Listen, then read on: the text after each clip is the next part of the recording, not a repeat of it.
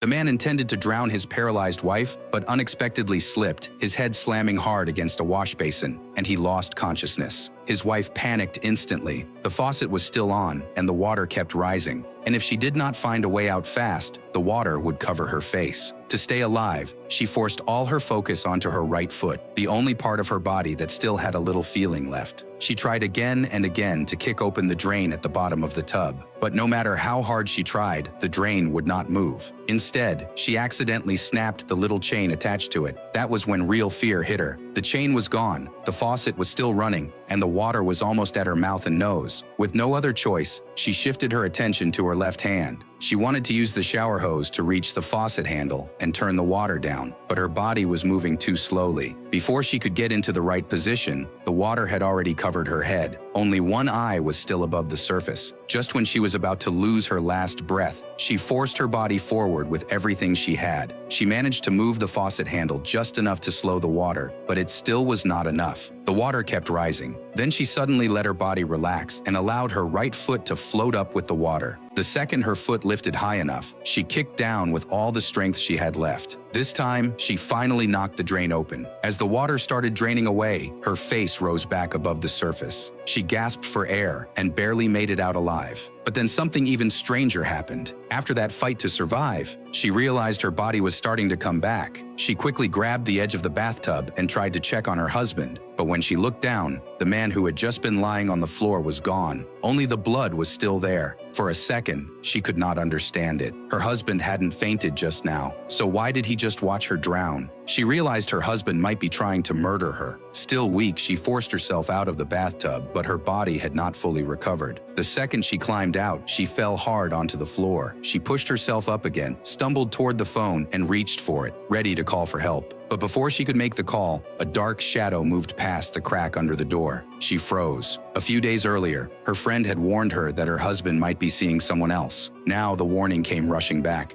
If her husband was really trying to get rid of her, then he could still be inside the house. She picked up a piece of broken glass and held it tightly in her hand. Then she slowly opened the door and stepped into the hallway. But when she looked closer, the shadow was only a curtain moving in the wind. Even then, she did not relax. She kept the glass in her hand and moved forward step by step, fearing that her husband might suddenly rush out and launch a surprise attack.